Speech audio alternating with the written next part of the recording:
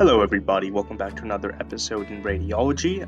It's been a little bit, but I would like to dive in and kind of bring my knowledge and kind of help you guys understand a little bit more medications, because as I've been gaining more experience, understanding different side effects, when and when not to use certain medications and dosages, it kind of helps me better understand the reasons that nurses may use specific medications over others, and that's kind of what I would like to emphasize today. So let's get into it.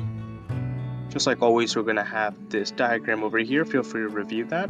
Just so you're aware, recently we've been talking more about drugs used in the ICU and emergency care departments.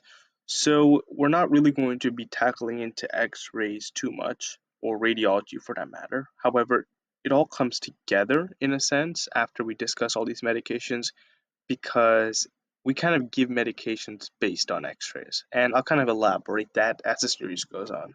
But for now, just focus on understanding these. So today we're talking about precedex.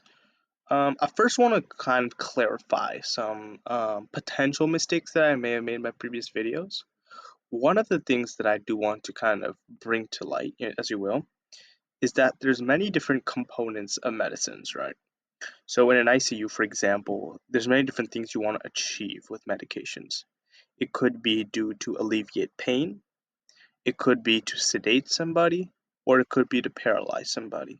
Now, each of them obviously have their own reasons to do so, and they're kind of independent of one another.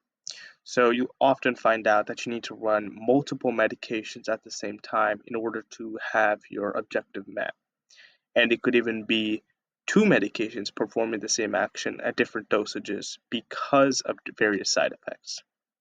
Now, precedex by itself is more effective than propofol, especially for cardiac patients, and that's primarily because it kind of has these like micro improvements in blood flow, in arterial blood flow after like cardiac surgery and all that post-op.